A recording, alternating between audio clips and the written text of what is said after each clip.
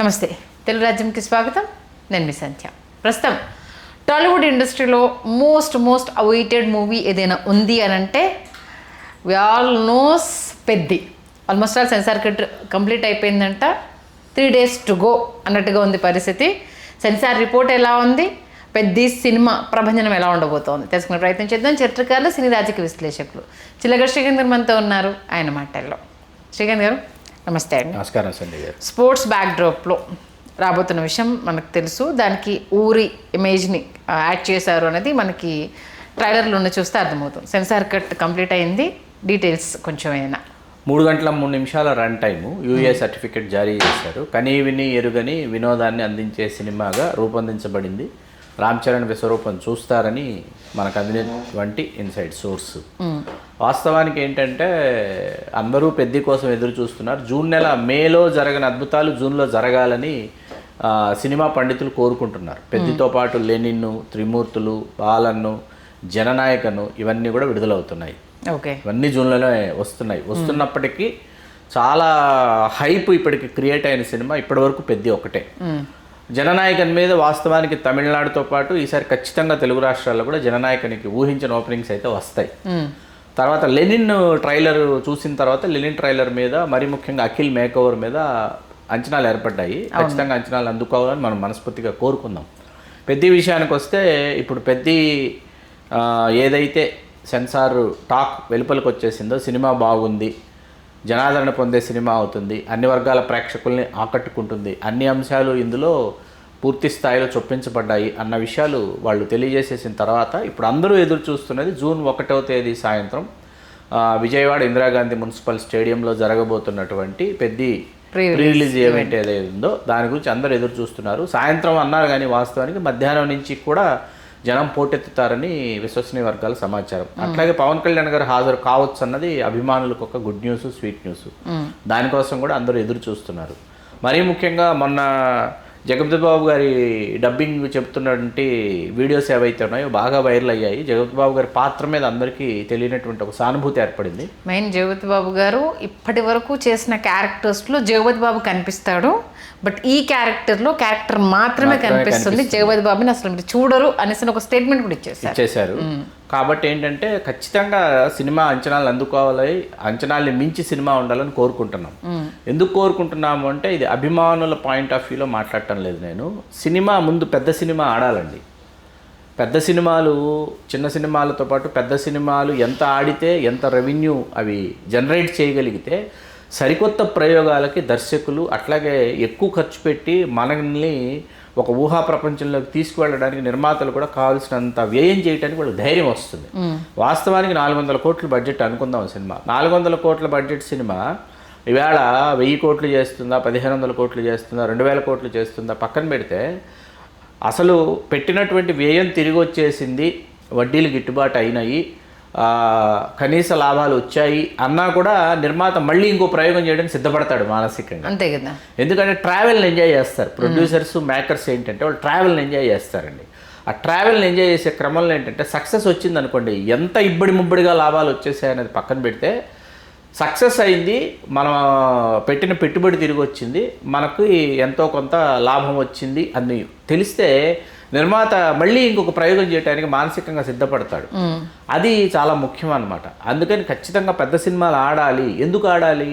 ఇవాళ ఓటీటీలో మనకు అన్ని భాషల సినిమాలు మన భాషలో మనకు లభ్యమైపోతున్నప్పుడు ఏంటంటే మనం ఇంటి నుంచి థియేటర్కి కదలాలి అంటే ఖచ్చితంగా థియేటర్కి వెళ్ళి చూసేటటువంటి థియేటర్కల్ ఎక్స్పీరియన్స్ ఇచ్చేటటువంటి సినిమా తీస్తేనే మనం ఇవాళ థియేటర్కి వెళ్తున్నాం. అంతే కదా. అందుకు ఈ మధ్యకాలంలో విజయవంతమైన ఏ సినిమా కూడా దీనికి అతీతంగా అది పుష్ప 2 కావచ్చు, దురంధర్ 1, 2 కావచ్చు, లేకపోతే కాంతారా 2 కావచ్చు. ఇవన్నీ ఏంటంటే అద్భుతంగా ఉంది అంటేనే ప్రేక్షకులు ఇళ్లలో నుంచి థియేటర్లకి కదిలి వెళ్ళారన్నమాట.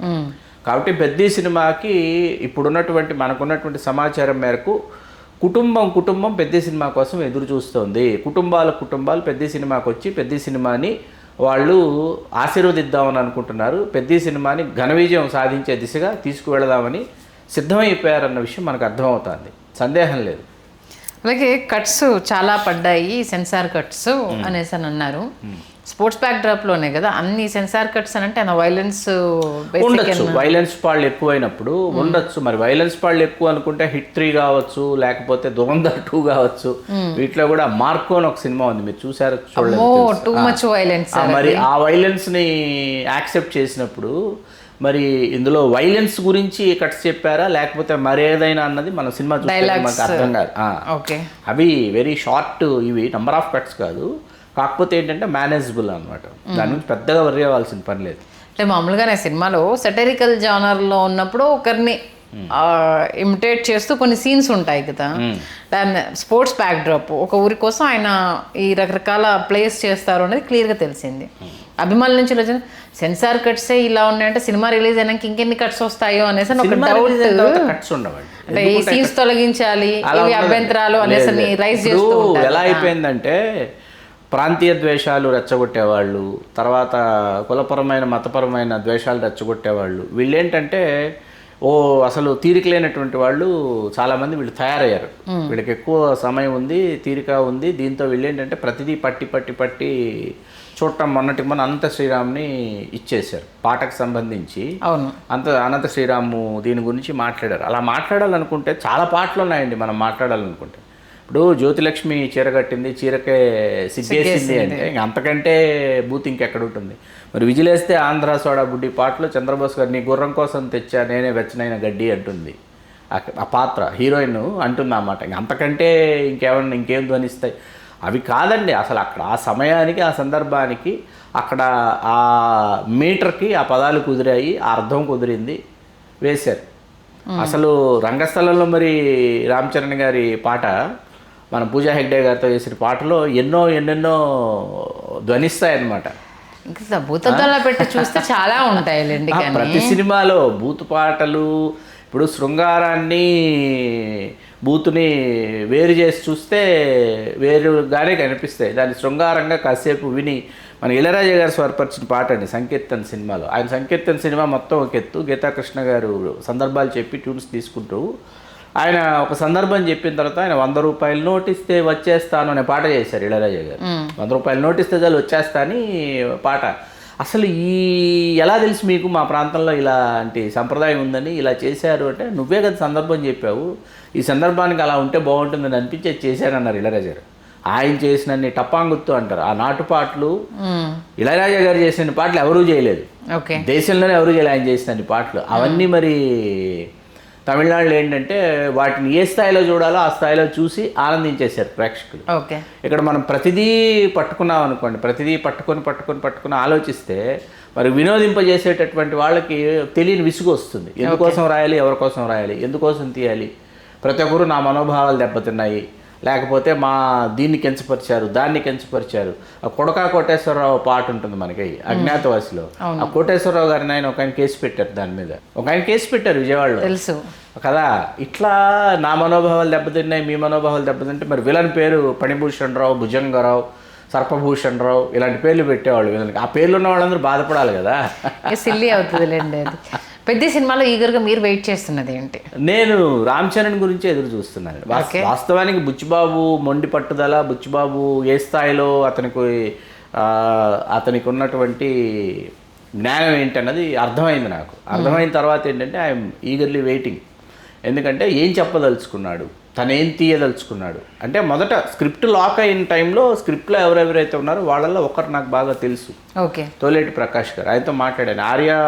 ఆర్యా ముందు నుంచి సుకుమార్ గారితో ట్రావెల్ చేసినటువంటి వ్యక్తి. దిల్లు, హనుమాన్ జంక్షన్, ఈ సినిమాలన్నిటికీ మన ఆవు కామెడీ ఉంది కదా హనుమాన్ జంక్షన్లో, ఆవు పొదుగు, అదంతా సుకుమార్ గారు, ఈ తోలేటి ప్రకాష్ గారు, వీళ్ళు చాలా మండు టెండలో మండు వేసవిలో ఒక రేకుల షెడ్ లాంటి రూమ్లో కూర్చుని బ్యాచిలర్స్గా రాసినటువంటి సీన్లు అవన్నీ. అలా తోలేటి ప్రకాష్ గారిని నేను అడిగా, ఎందుకంటే కోడి రామ్మూర్తి నాయుడు గారి మీద కొంత నేను అధ్యయనం చేశాను. కోడి రామ్మూర్తి నాయుడు చేయాలని మన రానా గారు అనుకున్నారు. ఆయన శరీరాకృతికి కోడి రామ్మూర్తి నాయుడికి అసలు మ్యాచ్ అవ్వట్లేదని ఆయన దాన్ని పక్కన పెట్టడం, అరవింద్ గారు చేద్దామని అనుకున్నారు కోడి రామ్మూర్తి నాయుడు. అదే ఇది ఓన్లీ కోడి రామ్మూర్తి నాయుడు కదా లేకపోతే ఇంకేదైనా అని అడగడానికి నేను తోలేటి ప్రకాష్ గారికి నేను ఫోన్ చేశాను. Sir this is purely Srikakulam sports background. కోడి రామ్మూర్తి నాయుడు గారి ప్రస్తావన ఉంది. కోడి రామ్మూర్తి నాయుడు గారికి సంబంధించినటువంటి ఆయన జీవితంలోని సంఘటనలను తీసుకుని స్ఫూర్తి చెంది మనం వేరే కథ చెప్పాం. మనం చాలాసార్లు పెద్ద గురించి చాలా విశ్లేషణలు చేసిన దానిలో మన తెలుగు రాష్ట్రాల్లో మరీ ముఖ్యంగా ఆంధ్రప్రదేశ్లో ఏంటంటే కనీ విని ఎరుగునటువంటి క్రీడాకారులందరూ ఉత్తరాంధ్ర ప్రాంతం నుంచి వచ్చారు. మరీ ముఖ్యంగా శ్రీకాకుళం నుంచి వచ్చారు. ఆ శ్రీకాకుళం నుంచి వచ్చినటువంటి వాళ్ళలో అసలు ఆ మట్టిలో ఏముంది, సాయుధ పోరాటం, శ్రీకాకుళ రైతాంగ పోరాటం అవన్నీ కూడా శ్రీకాకుళంలోనే ప్రారంభమయ్యాయి. అసలు ఆ మట్టిలో ఏముంది, ఆ మట్టి పరిమళం ఏంటి, ఆ మట్టిలో ఉన్న పౌరుషం ఏంటి తెలియజెప్పే cinema one and only, no doubt at all, Peddi. Magadheera, Rangasthalam, Peddi Ram Charan జీవితంలో మరిచిపోని మరపురాని సినిమాలుగా 3 ముఖ్యమైన మజిలీలండి. కానీ దీనిలో నేను చాలా మంది అంగీకరించకపోయినా నేను మనం అంటే అతని పెర్ఫార్మెన్స్ వైజ్ ఈ 3 ఫిల్మ్స్ని మనం పారామీటర్స్గా తీసుకుంటారు. కానీ నేను దీంతో ఏకీభవించను. ఆరెంజ్ సినిమాని మీరు అట్లా కాదు, నాట్ ఓన్లీ ఆరెంజ్ అండి, తుఫాన్ కూడా మీకు ఫ్లాప్ అయిన సినిమాలో అతని పెర్ఫార్మెన్స్ చాలా బాగుంటుంది. ఆరెంజ్లో మరీ ముఖ్యంగా రామ్ పాత్ర. తర్వాత మీకు అతను కమర్షియల్ బ్లాక్ బస్టర్స్లో మీకు నాయకు కానీ ఎవడు కానీ 2 చెప్పుకోదగ్గ సినిమాలు. చాలామంది ఆ రెండింటిని విస్మరిస్తారు అనమాట. ఎందుకంటే నాయక్ ఇంటర్వెల్ సీన్ అనేది అసలు అద్భుతం అనమాట. అసలు ఎవరు ఊహించరు. అసలు ప్రేక్షకుడు కూడా ఏంటి, అభిమానులు కూడా ఊహించలా. అవును, అభిమానులు కూడా ఏం జరుగుతుంది అని ఊహించకుండా నాయక్ ఇంటర్వెల్ని ఉంటుంది. అట్లాగే ఎవడు ఇంటర్వెల్ దగ్గర నుంచి సెకండ్ హాఫ్ ఫ్రీడమ్ సాంగ్ అక్కడి నుంచి ట్రావెల్ ఉంటుందండి మీకు. ఎవడులో ఫ్లాష్ బ్యాక్, ట్రావెల్ మీకు అసలు ఎవరు ఇతను ఎవడు అన్నది అసలు ఎక్స్ట్రాడినరీ పెర్ఫార్మెన్స్ అండి అతను పెర్ఫార్మ్ చేసింది. కాబట్టి ఏంటంటే ఈ 3 అనేటప్పటికి ఏంటంటే ఈ 3 సినిమాలు ఇంకొంచెం ఎత్తులో ఉంటాయి. మగధీర కానీ రంగస్థలం కానీ పెద్ది కానీ ఇంకొంచెం ఎత్తులో ఉంటాయి. మగధీర రంగస్థలం కంటే పెద్ది ఈవేళ చాలా రెట్లు ఇంకొన్ని మెట్లు అధిరోహించేసింది. అంటే నాట్ ఓన్లీ రామ్ చరణ్ అన్నట్టు కాకుండా పెద్దిలో ఈచ్ అండ్ ఎవ్రీ క్యారెక్టర్ మాట్లాడుతుంది, ఈచ్ అండ్ ఎవ్రీ క్యారెక్టర్ గుర్తుంటుంది అంటూ బుచ్చిబాబు గారు పదే అంటే ఈ క్యారెక్టర్స్ అన్ని రామ్ చరణ్ చుట్టూనే తిరుగుతాయి, ఈ క్యారెక్టర్స్కి రామ్ చరణ్కి లింక్ లేకుండా ఏ సిచ్యువేషన్ ఉండదు అనేసి క్లియర్గా చెప్తారు. పైగా ఏంటంటే మిమ్మల్ని కొన్ని సినిమాలు మనల్ని కొట్టి పలకరిస్తాయి, కొన్ని సినిమాలు మనల్ని తట్టి వెళ్ళిపోతాయి.